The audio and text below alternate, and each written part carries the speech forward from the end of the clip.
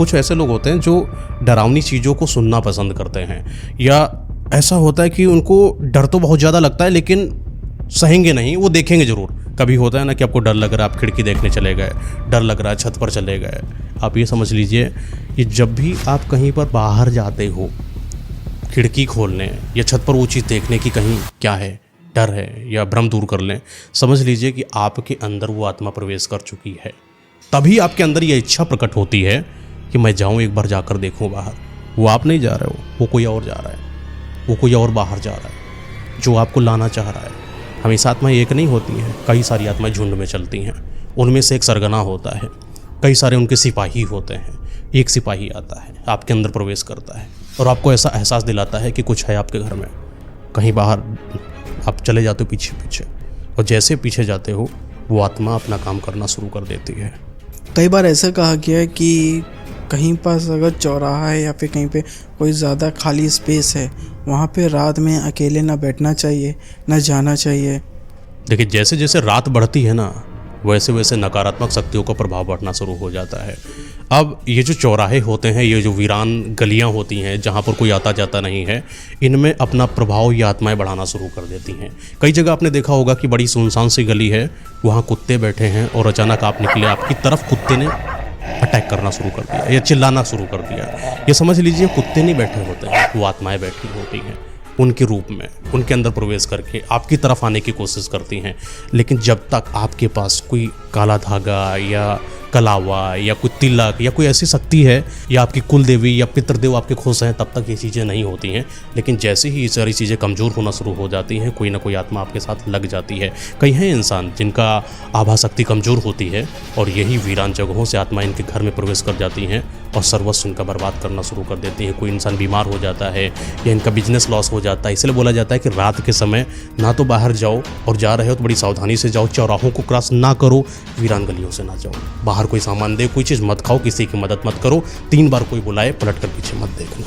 कोई कुत्ता भौंक रहा है, भौंकने दो, आप भाग जाओ, रुको नहीं, पलट कर मत देखो। कई बार ऐसा कहा गया है कि रात में कौवे तो नहीं दिखते, लेकिन अगर जिस इंसान को वो कोई भी कौवा दिख जाता है तो उसके ऊपर बहुत ही बड़ा संकट आने वाला है या उसकी जान का खतरा है। ऐसा क्यों? रात में कौवा आसान नहीं है दिखना, नहीं दिखता है, सामान्य आदमी को नहीं दिखता है। ये कौवा उसी को दिखता है जिसके ऊपर कोई ना कोई आत्मा प्रवेश करना चाह रही है।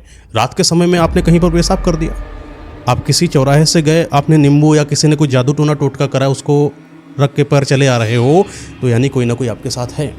और कौवा जो होते हैं वो झुंड में नहीं होते हैं, अकेले होते हैं, कहीं छुपे होते हैं पेड़ों के कोने में रात में, और वहाँ से उनको ये दिख जाता है कि कोई है जो किसी इंसान के साथ है। फिर वो बाहर आते हैं और आपको सचेत करने आते हैं। वो बुरे नहीं होते, वो बस आपको सचेत करने आते हैं कि कोई है आपके पीछे, पलट कर देखो। और जैसे आप पलट कर देखते हो, कई बार तो आत्मा होती है, अगर असल में वो दिख जाती है, लेकिन कई बार नहीं दिखती, कई बार आपके शरीर में ही प्रवेश कर जाती है।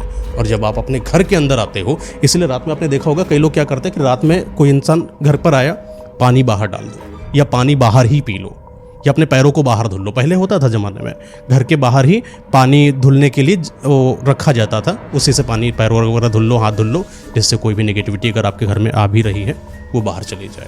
आजकल लोग तो सब भूल चुके हैं, सब मॉडर्न हो चुके हैं, सबको लगता है भूत प्रेत आत्मा कुछ क्या ही है। कई बार कई लोग कहते हैं कि मानो या ना मानो भूत प्रेत होते हैं, आत्माएं होती हैं या फिर कुछ ऐसी एनर्जी होती है जो आपको बहुत ज़्यादा नुकसान पहुंचा सकती है। इसीलिए कई बार कई लोग कहते हैं कि अगर कहीं भी आप रात के समय पेशाब कर रहे हो या फिर कोई गलत हरकत कर रहे हो तो एक बार ये बोल दो कि जो भी मेरे सामने है वो हट जाए। ऐसा क्यों बोलते हैं लोग? ऐसा है, भूत प्रेत होते हैं। जब आप बाहर पेशाब कर देते हो और आपके आसपास जो आत्माएं होती हैं, जैसे जैसे रात काली होती है, वैसे वैसे आत्माओं का प्रभाव भी बहुत भयावह होना शुरू हो जाता है। आपको लग रहा है कि आप अकेले चल रहे हो, लेकिन ऐसा नहीं है।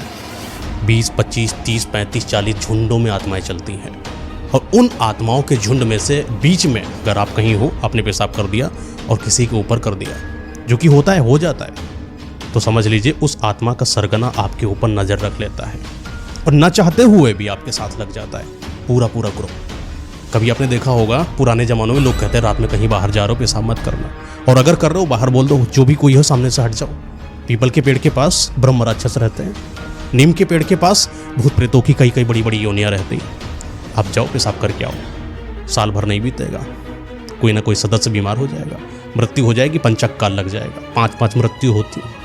बहुत बहुत ऐसी जगहें देखी गई, इंसान बाहर गया, घर ही वापस नहीं आया, एक्सीडेंट हो गया रास्ते में, कुछ ज़्यादा गलत कर दिया। मेरे साथ भी एक ऐसा ही हादसा हुआ था हाल ही में। मैं शादी से वापस आ रहा था रात के समय, 11-12 बजे का समय था। तो हाईवे से आ रहा था, आगरा एक्सप्रेस से। तो मैं और मेरा दोस्त था बुलेट से, बाइक से। तो जब वापस आ रहा था, मेरे बहुत तेज़ लगी थी वॉशरूम, और वहाँ पे तो कोई ऐसी सुविधा थी नहीं करने की, तो मजबूरन मुझे करना पड़ा कहीं पे। लेकिन मेरे पास ये ध्यान नहीं रहा कि ये चीज़ बोलनी है कि जो भी सामने हो हट जाओ, ऐसा बोला जाता है, लेकिन मुझे उस समय ध्यान नहीं था और मैंने वहाँ पे टॉयलेट कर दी। और उसके बाद से जब से बाइक पे बैठा था, मैं चला भी नहीं रहा था, पीछे बैठा था, थोड़ा ऐसा अजीब लग रहा था कि पीछे देखना है, मतलब मन कर रहा था मेरा पीछे देखने का बहुत। और पीछे करता है मन करता है, आत्माएं आपको पीछे बुलाती है। पता है, आत्मा कभी आगे से वार नहीं करती है, पीछे से करती है। और उस समय मुझे लग रहा था कि मुझे पीछे देखने का मन हो रहा है बहुत। तो एक बार ट्राई किया, मैं देखा भी, बिल्कुल अंधेरा था, कुछ नहीं दिखाई दे रहा था। उसी के तुरंत बाद कुछ ऐसा हुआ, अचानक ऐसा कुछ लगा कि कुछ झोंका गया, अचानक से कोई छाया गई या फिर कुछ गया या कोई जानवर था, ऐसा लगा। और गाड़ी डिवाइडर पे जाके लड़ गई। और सबसे बड़ी शॉकिंग की बात ये थी कि बुलेट में ना ही एक खरोच आई, और जो बाइक चला रहा था दोस्त, उसके भी कुछ भी खरोच नहीं। और मेरा ये वाला हाथ है, उसकी एक हड्डी टूट गई।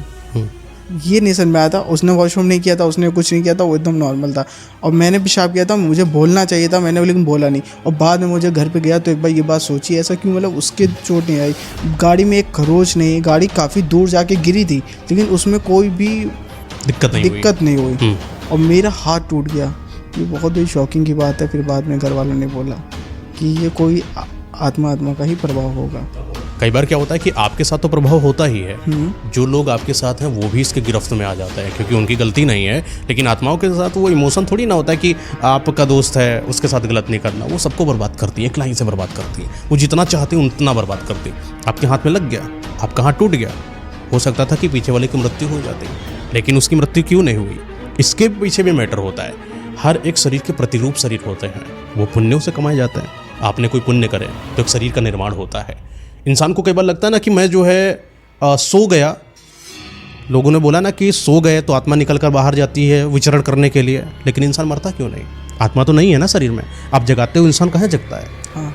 आत्मा है ही नहीं शरीर में, फिर भी शरीर जग रहा है। क्यों? कैसे? क्योंकि प्रतिरूप शरीर जिंदा है। एक प्रतिरूप शरीर का मतलब होता है पुण्यों से कमाया हुआ, कुलदेवी का कमाया हुआ, पितरों का कमाया हुआ, उनके पाप, उनके पुण्यों का कमाया हुआ शरीर आपके साथ लगा। आपको दिखता थोड़ी ना है। कई बार होता है, आप रास्ते में जा रहे हो, एक्सीडेंट हो गया, आपको चोट आई, लेकिन आप मरे नहीं। हाँ, ऐसा होता है। हुआ ना? ऐसा क्यों? प्रतिरूप शरीर का कारण बहुत होते हैं, लाखों प्रतिरूप शरीर होते हैं। आपका एक्सीडेंट होता है, ऐसा नहीं कि आपके शरीर में डैमेज नहीं आया, कई सारे प्रतिरूप शरीर का नाश होता है। हो सकता है एक एक्सीडेंट हुआ, उसमें इंसान की डेथ हो गई। हाँ। इतना भीषण एक्सीडेंट हुआ कि प्रतिरूप शरीर ने रक्षा करने की कोशिश, रक्षा जरूर होती है, रक्षा करी जाती है, लेकिन आपका भीषण एक्सीडेंट था, किसी ने कुछ ज़्यादा करा धरा दिया, प्रतिरूप शरीर सारे खत्म हो गए। जब सब खत्म हो जाए तो लास्ट में कौन आएगा?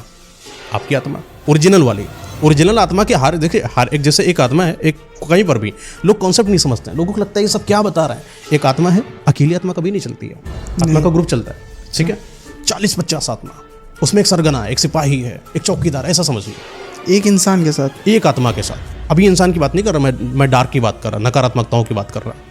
वो जो बुरी चुड़ैल्स होती हैं, वो जो बुरे आत्मा होते हैं, डाकिनी साकिनी जो सिद्ध कर लेते हैं, तांत्रिकों की आत्मा, पंडितों की आत्मा, या कुछ जो मांत्रिक है तो तंत्र वंत्र की विद्याओं के बारे में समझ रखता है, उसकी आत्मा जब चलती है अकेले नहीं चलती, क्योंकि आत्माओं के बीच में भी ना झुंड होता है। आत्मा क्या करती है? अपने आप की रक्षा करती है। जब भी कोई आदमी मरेगा, उसकी आत्मा के किनारे किनारे कई सारी आत्माएं खड़ी हो जाती हैं। वो आत्मा यहाँ से बैतरणी नदी के लिए निकलता है, लेकिन उसको मृत्युलोक में फिर वापस भेजा जाता है। 13 दिन का ये प्रक्रिया पता होगी आपको। अब आत्मा अगर अकेली है, उसके ऊपर कोई ना कोई वार कर देगा, खत्म हो जाएगी। इसीलिए आत्मा के साथ कई आत्माएं लगती हैं उसको सिक्योर करने के लिए। वैसे ही आपके शरीर को सिक्योर करने के लिए कौन है? प्रतिरूप शरीर। एक्सीडेंट हुआ, प्रतिरूप शरीर खत्म हुए, आखिरी में कौन मरेगा? आत्मा। आत्मा खत्म, आप खत्म, आपका शरीर खत्म, आत्मा निकल कर बाहर आ गई। तो ऐसे बहुत कुछ होता है जो इंसानों को दिवस में अगर समझ में आए तो उनको समझ में आ जाएगा कि हमारी गलती कहाँ पर होती है। इसके लिए क्या करना चाहिए? आप अपने घर पर पितृ लोक के बारे में अगर आपको समझ होगी तो पितरों को खुश रखिए, कुलदेवी को खुश रखिए अपने घर पर। अपने घर में जो अशुद्धियाँ होती हैं उनको करना बंद कर दीजिए। नकारात्मक जो स्वभाव होता है आपका उसको करना बंद कर दीजिए।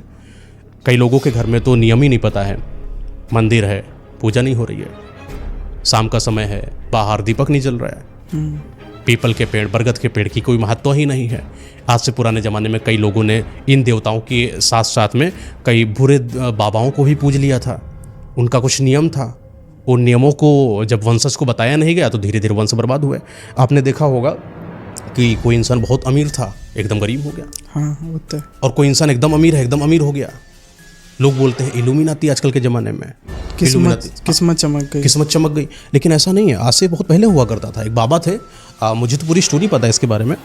लोग इसको बोलते नहीं है माइक पर, क्योंकि उनको लगता है कि कोई ना कोई गलत हो जाएगा उनके साथ, या आसपास बाबा हो सकते हैं, उनकी शक्तियों का प्रभाव उनके ऊपर हो सकता है, गलत हो जाए। लेकिन मैं आपको बताता हूँ, शायद इस जनरेशन को जानना बहुत ज़्यादा ज़रूरी है।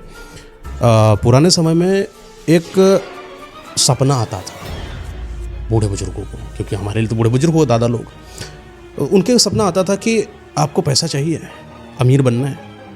हाँ बनना है। एक काम करो, आज जब सुबह वहाँ से आ रहे होगे तो रास्ते में इस जगह पर जाना, उसको खोदना, वहाँ पर पैसा मिलेगा। बड़ी खुशी, अच्छी बात है, पैसा मिलेगा, पैसा लेकर आएंगे। लेकिन जो पैसा मिलेगा उसके बदले हमें तुम्हारी एक प्रिय चीज़ चाहिए। प्रिय चीज़ क्या है? आपका पहला बेटा, पहली संतान। बेटियों की चाहत नहीं होती थी, बेटों की चाहत होती थी। पहले बेटे की डिमांड अगर कंप्लीट हो जाती है। दूसरा, आपके घर में जब जब बेटी पैदा होगी, आपको हमारे मतलब जो हमारा रीति रिवाज परंपरा है, जैसे हमें पूजा जाता है, वो बिल्कुल अपनी बेटी के घर में भेजना है, यानी एक साइकिल क्रिएट करना है। और तीसरा, ये बात कभी किसी को नहीं बतानी है। और अगर आपने बता दिया तो आपके परिवार में जितने भी सदस्य हैं सबको ख़त्म कर दिया जाएगा। कई लोग तो ईमान वाले थे, जो पारिवारिक प्रेम रखते थे, उन लोगों ने तो उस चीज़ को मना कर दिया। लेकिन कई लोग जो लोभी थे, उन्होंने बोला अरे पैसा मिल रहा है, बाकी ठीक, पहली संतान ही तो जाएगी, क्या है, बेच दिया, पैसा उठा लाया, एकदम से अमीर। लोग देख रहे हैं भाई साहब इतना अमीर आदमी हो गया, अचानक लगता है कुछ लॉटरी वॉटरी लग गई, कुछ सिस्टम हो गया। तो इनकी संतान को देना होता, पहली संतान हो चुकी, अगर है तो उस मर जाएगी, और अगर नहीं है तो होने वाली होगी, वो संतान खत्म हो जाएगी अपने आप। वो जो आत्मा है बाबा की, वो आती खींच ले जाती, खत्म कर देती। अब इस आत्मा के साथ क्या होता है, इसको अपने लोक में ले जाकर उनके साथ वही कर्म कराती है, बुरे कर्मों को कराना, लोगों को मरवा देना, खजाना कहाँ है लुटवा लेना। लोगों के यहाँ पहले चोरियाँ हो जाती थी, लोगों को लगता था मेरे घर में चोरी नहीं हुआ, कराई जाती थी। चोरी भी नियम से कराई जाती थी। किसके घर में ज़्यादा पैसा, उसके घर में भूत प्रेत आत्माओं को भेजकर चोरी करा दी जाती है। आजकल आपने डेढ़फुटिया का नाम सुना होगा, काफ़ी ज़्यादा होता है। डेढ़फुटिया भेजकर दूसरे देश में काम करा दिया जाता है, वहाँ पर आदमी ख़त्म करा दिया। यहाँ पर भी होता था, किसी इंसान के घर में कोई चोरी कराना है, मर्डर कराना है, खजाना कहाँ है, सब पता करना है, बाबा की शक्तियों का यूज किया जाता था। तो हाँ, तो वो एक जो बच्चा है वो ख़त्म हो गया है।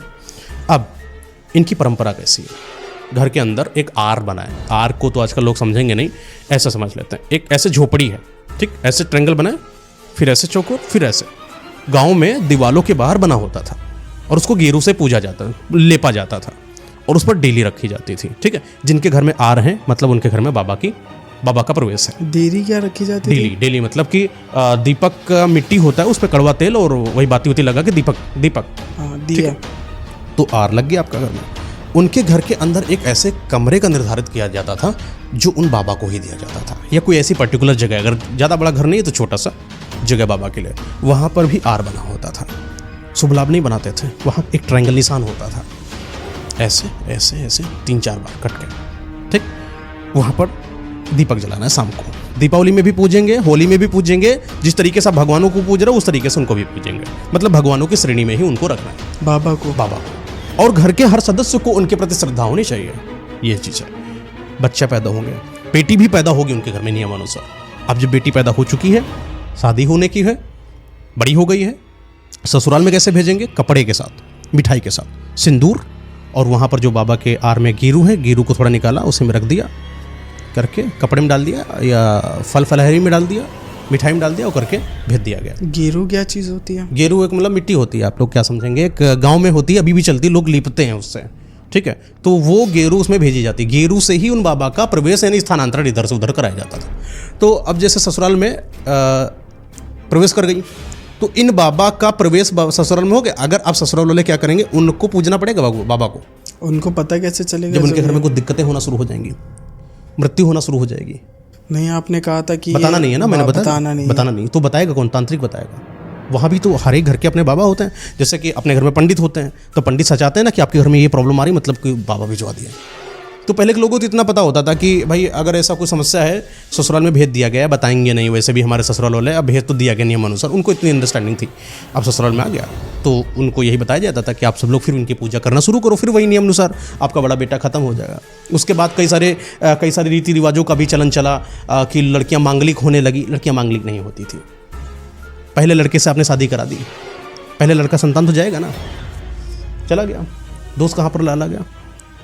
लड़की के ऊपर। हाँ, मांगलिक होने के भी एक अलग पैटर्न है, लेकिन उस मांगलिक का मतलब अलग होता है और इस मांगलिक का मतलब अलग होता है। लोगों ने इसके बीच में गलती कर दी, समझ नहीं पाए कि मांगलिक का असल मतलब क्या है।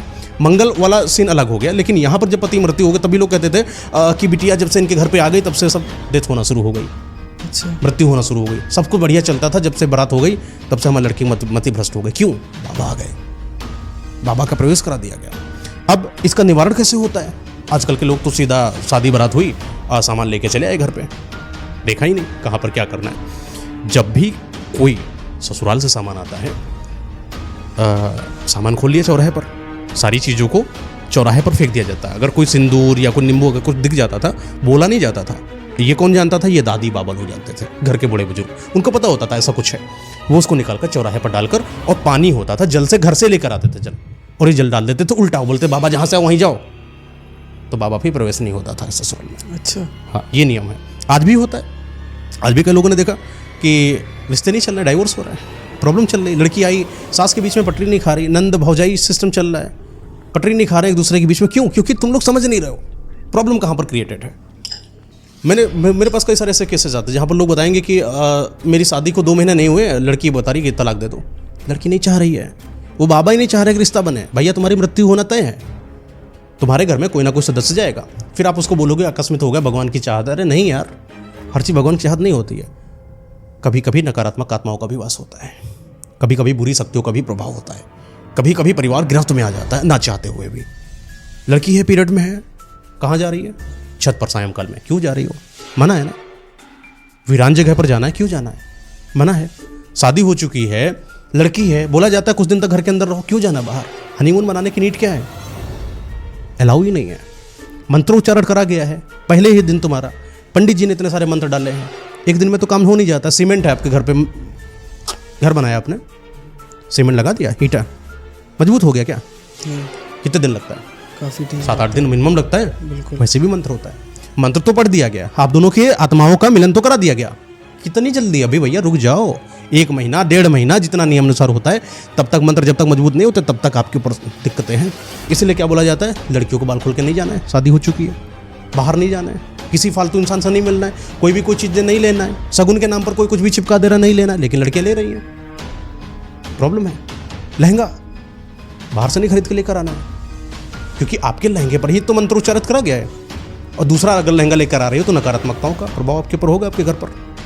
बहुत कुछ ऐसा है, अगर इसके डेप्थ में आप जाओगे तो मैं बताता चला जाऊंगा, आप सुनते चले जाओगे, इतना डेप्थ है पूरे नकारात्मक शक्तियों का।